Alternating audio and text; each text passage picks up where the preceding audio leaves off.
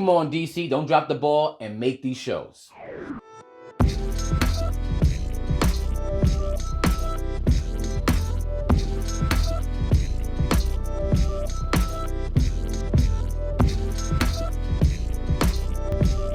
Hey, what's up, Nerd fam? This is your boy Gashan. I want to welcome you to Into the Nerd. Today, we're going to talk about top 10 properties, characters, stories, whatever, that DC should be using HBO Max to adapt and bring to live action. Now, we already see that Disney and Marvel have been doing this already with their streaming service, and they're like integrating it with their theatrical releases. There's no reason that DC couldn't be doing the same thing with some characters that they have not let see the light of day for God knows how long, and get general audiences familiar with them. That would be awesome. So, well, let's just get into that. I'm really excited to talk about this. Just so you know, these characters are going to be divided into three: the ones that are directly DC, the other ones that are from the Milestone imprint, and the third from the Wildstorm imprint, all under the umbrella of DC, but some of them were made direct through DC in the beginning, so we understand this. All right, let's go. At number 10, first off, we have Bloodwind. Bloodwind is a descendant of slaves who used a tribal ritual to create the blood gem. Blood gem was actually used to trap a slave master named Jacob Whitney in there.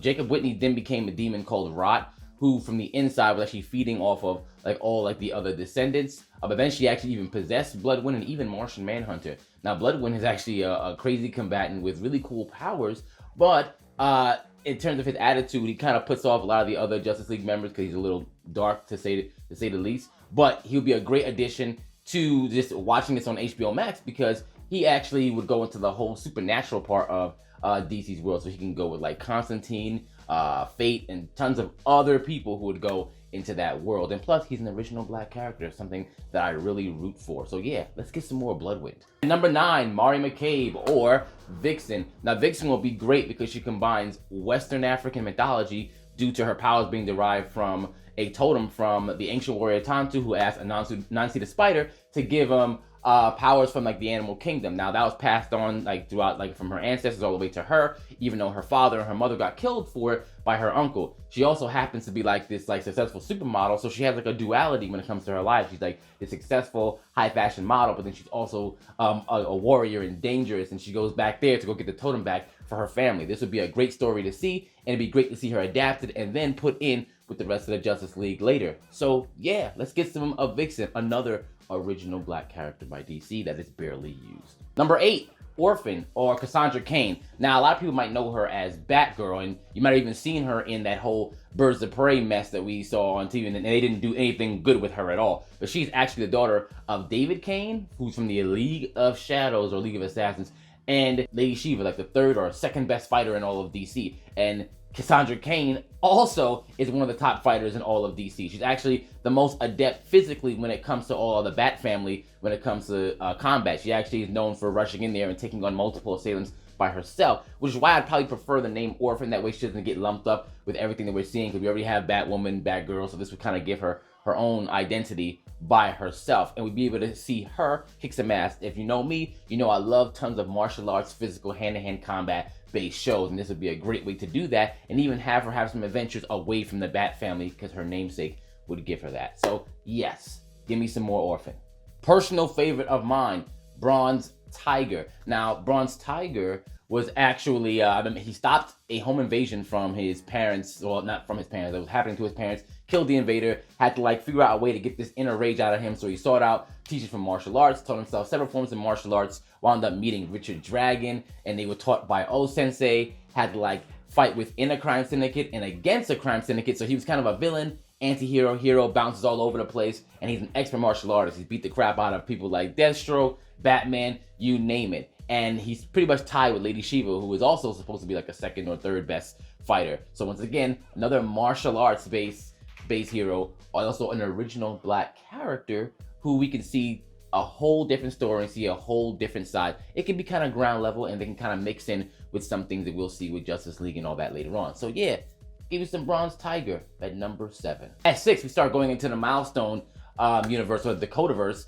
made by Dwayne McDuffie. Now, these characters are always meant to be not just diverse in how they look, but how they think. So we're gonna start off with Icon and Rocket. And right now, with all this talk of a black Superman, this can't be more appropriate than right now. Icon, who came down during the time of slavery, took the form of the African slaves for which he saw. Literally grew up because he has like a advanced longevity with his life, is literally playing his own descendant because he just doesn't age. And in modern day is someone who is like, he's kind of a conservative, right? He really is conservative. He's far away from people, doesn't feel like he needs to be protecting them at all. He also is kind of like a stuck up, you'd call him bougie, right? Until he runs into Raquel Irvin or Rocket, who kind of says, you need to use your powers to protect people, especially the people you're living around right now. And their political views are actually like literally conservative and liberal, and they come head to head with that, which would be really cool to see on screen as well, because they're both portrayed black. So when you see that, it's like, okay, so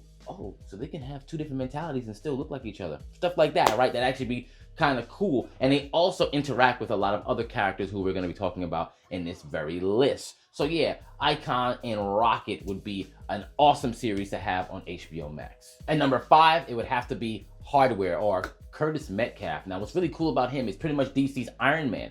Now, he's also been around, obviously, since we're talking about Milestone. He's a child prodigy, built his own suit, and he's actually working for Edwin Alva, who happens to be his arch nemesis, but he just didn't know. And while working for him, he's trying to find like these covert ways of letting people know who he is while fighting him and still being funded by him, which is pretty crazy. Now, he also has adventures where he's with like Icon, Rocket, and even Static. So this would be really good, especially for crossover, and getting a chance to see a genius with a really cool suit who operates technology. It'd be something that's really cool. Now, obviously, people have Cyborg, but Cyborg is literally just that, like he's half man, half machine. This is a genius inventor, so we need more of these. So yes, at number 5, Hardware. Number 4 might be my favorite when it comes to this milestone list, Blood Syndicate. Now, Blood Syndicate also takes place in a Dakotaverse. They were actually the group of gang members who got also affected by the same incident that created Static. Now, the difference is these guys are not really good guys, right? Like I said, they are gang members, right? They happen to do some good stuff, and they are trying to protect the island that they're on, their little neighborhood, right? So they wind up going after other gangs, and they're actually pretty ultra violent, but they wind up accomplishing some good stuff even while they're being who they are, which is cool because you want to see some people who actually aren't like the other ones, right? And even their lead guys like Holocaust and Tech 9, for example, when they went to go approach Holocaust to even be in the gang, he kills them all, and it takes a member named Flashback to go back in time to save them all and go, hey, I know how you're about to react, don't kill us again, we want you to join our team. Like something like that would be awesome to see and have these complex characters, right? Yeah, I don't want to say anymore. I don't want to spoil it for you just in case they happen to do it. But yes, Blood Syndicate would be an awesome thing to see on HBO Max. And once again, original characters. And also, actually, the first trans character in Masquerade who's already there. So Dwayne McDuffie was way ahead of his time, and these characters have not seen the light of day. So yeah, let's get this HBO Max going. Come on, DC, let's do it. These last 3 will be from the Wildstorm universe. Now, this Wildstorm universe has a ton of different characters and these people get powers from multiple different places, whether they're from an alien race or getting it from a meteor, whatever. So I'll start from the first one, which would be Stormwatch at number 3. Now, Stormwatch is actually a group of people that are either descended from seedlings. Seedlings are people who were affected by a passing meteor that passed Earth, and they got powers from it, right? So one of the main guys would be Despot, who used to be in this heroic team named Team 1. And then I believe they became part of the War Guard. Later, they became villains. And then the team Stormwatch is actually made up of the son of Despot, Battalion as the leader, and a ton of other really cool heroes who are seedlings. Those are the second generation guys, and even some that are actually part alien, which we'll get into in another series that's from Wildstorm. This would be great. It's its own world. You could either have it separate from the Justice League, or have them be like an alternate universe to that, how they had it in there, because Wildstorm is actually a DC imprint, which at first they kept it separate. Then after New 52, they made it like an entirely different universe, and they stopped really talking about them at all, which kind of sucks. But yeah, number 3 would definitely be Stormwatch. Number 2 would be Wildcats. Now, Wildcats is very, very close to Stormwatch because they are following the story of a whole bunch of heroes who are either Daemonite or Cherubim. Those are 2 warring alien races for which they made it a lot with like human beings, because they're kind of on the humanoid aspect, and tons of the members are either one or the other. And then we're always dealing with the political and the kind of like interplanetary ramifications of them even being on the planet, which is really cool. They have a whole bunch of designs. Like all of these characters from Wildstorm have some designs that you've probably never even seen before, and to have that on TV would be awesome. These unique characters. So I'm thinking, yeah, Wildcats would be another one. We had a show from them before, but you know, that didn't go really anywhere at all. So yes, number 2, Wildcats. HBO, do your thing. Number 1 for me would be Planetary. Now, Planetary follows a group of pretty much supernatural archaeologists in Jaquita Wagner, Elijah Snow, Ambrose Chase, and Drummer, who all of them had their unique abilities, who are trying to find like these ancient artifacts that can either save the world or harm the world. And there's these other organizations who are trying to find these artifacts before them to obviously do nefarious things. Now, some of these guys have really cool powers, like in, controlling intense heat, intense cold, or Ambrose Chase being able to control gravity and being like an expert marksman as well, which makes his powers really, really appealing on screen, right? So I'm thinking that's something that we've never had that before. So why not show these other original characters that people haven't been able to see and get the general public onto them? So I think this would be an awesome universe. It's also part of the Wildstorm universe. So yes, number 1 would be Planetary.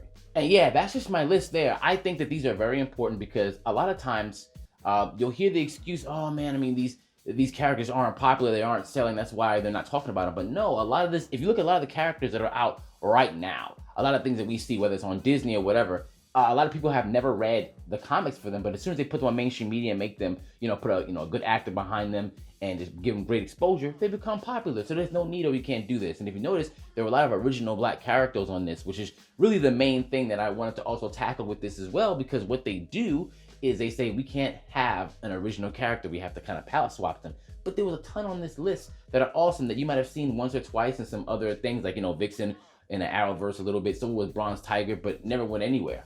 But why not give him that big screen treatment, that put some money, big budget money behind them and make it elongated? Why not? I'd do it. But yeah, let me know what you think. If you dig this stuff, let me know. If you think some of these characters are crap, let me know. If you have some other characters I left off of this list, tell me, let's have a conversation about that. Until then, read some comics, keep enjoying great characters, and enter the nerd.